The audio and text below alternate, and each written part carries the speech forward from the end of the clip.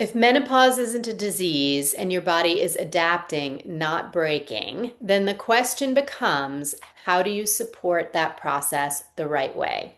In my clinical work as a naturopathic doctor and acupuncturist, I don't treat menopause as something to fix. I support the body through a transition by improving the terrain it's moving through. And I like to use some of what I call my aging into vitality pillars because when these systems are supported, the symptoms don't need to be fought. They begin to resolve. So I have some key areas where I like to specifically flip the script on aging through self-care techniques that I have utilized in my own health for 20 plus years and have seen great results with clinically. And so the areas to focus on first, of course, is the nervous system. If your body is stuck in stress mode, it will amplify everything. It amplifies the hot flashes, the sleep disruption, the anxiety, the mood shifts, because we're already under stress and now a new stress has come, which is this transition. And so one of my favorite things for this is acupuncture. As an acupuncturist, I just see wonderful results when people come in for treatments with this. And so it is a supportive therapy that can help a lot with some of the symptoms associated with this transition to regulate very specifically the autonomic nervous system and to restore balance. Lifestyle pacing, right? Stopping the fight and thinking about ways to pace ourselves, simple daily practices that shift out of survival mode is also really important. So, a lot of emotional work, things to think about, meditation, new types of exercise, something like Tai Chi, Qigong. These are all things that I incorporate that are really helpful. Finding the type of exercise that you can benefit from. And I do like to myth bust here a little bit. There's a couple of things. I don't think that people in perimenopause or menopause should avoid shorter, high intensity bursts of exercise. It's really important to support muscle building when you go through this time, especially for the health of your bones. So, thinking about what exercise works for you is really important and not kind of buying into all the trendy things that say do this or don't do this. When I look at my therapeutic modalities and all the types of options I have when working with women of all ages, but especially going through this transition, it is not a one size fits all. I like to think of all the different things as like a treasure chest that we can open. You know, some days maybe it's going to be a beautiful day to go for a really long, brisk walk, and that's going to feel great. For some folks, maybe who used to be runners, but their knees aren't handling it so well anymore, they pick up a new type of exercise like swimming or Pilates or yoga.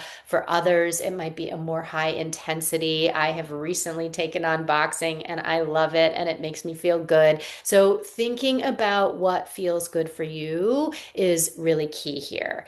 Some of the things that are just out there kind of coming through the platform saying do this or don't do that because of cortisol or any other hormone, it's more important to look at your own individual circumstances and what your own levels might be than to just say a person at this phase of life should or should not do XYZ. Go with what makes sense, right?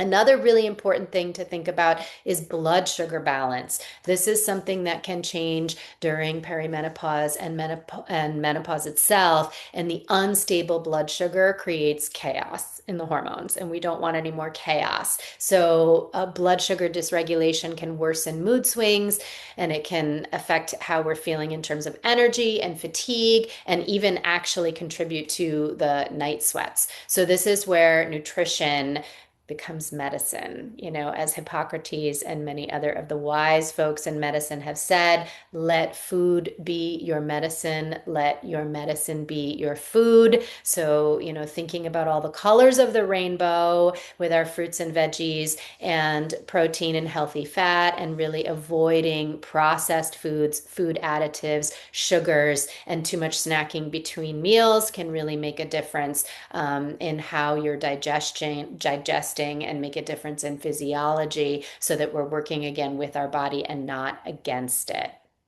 Gentle detox and drainage, also something I focus on with all people and for myself, and especially throughout this stage and phase. The liver is really plays a key role in hormonal metabolism. We've got our lymph, which is like the garbage pickup, which is often very stagnant and not moving enough. So biotherapeutic drainage remedies and thinking about gentle detox, not the extreme way you might see online. Your body actually already knows how to detoxify. It is designed to do this. You do not need to do extreme things in order to support detox. When we focus on the drainage pathways, such as the liver, the lymph, and the gut, we can use tools like castor oil packs.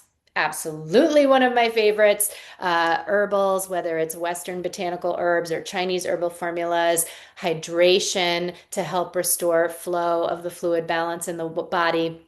Minerals, these are all key things that support your terrain and can make this process more gentle, less extreme, less symptomatic, and not so severe. So the minerals are so important and very often overlooked, and they're foundational. So something like magnesium and other trace minerals support the nervous system, the hormones, and energy at a cellular level. Without them, the system becomes more reactive and depleted. And for example, with increased rates of environmental toxicity, things like mercury and aluminum and cadmium, metals will block the minerals. They'll kind of bump them out of where they belong in our body. And so thinking of ways again to gently detox and then to replenish our minerals is super helpful during this time frame. And finally, but very important, rhythm, right? The body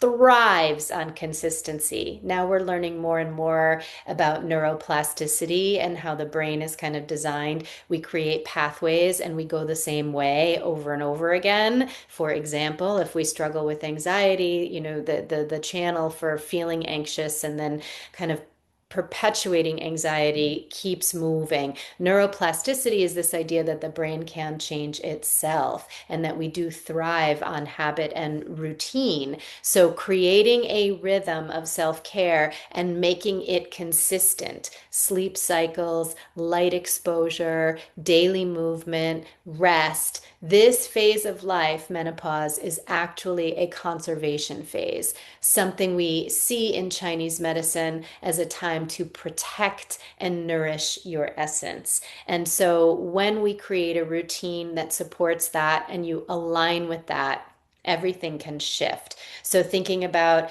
our ritual as we enter into the day, what's the first thing we're doing in the morning? Perhaps rather than jumping on screen, we may go and get some exercise, go greet the sunlight, sunrise, best thing you can do to boost your serotonin, which is that happy molecule, and getting ready in a good way for the day and closing your day with restful sleep, unplugging from all of your devices and recognizing that rest is productive. So, a phase and a stage of life that is more conservation oriented is actually a gift, not anything to fight. So, when you align with that, everything shifts. Instead of fighting menopause, what if you supported your body through it? Because when the terrain improves, the experience actually changes. And if you're looking for more guided ways to do this, stay tuned.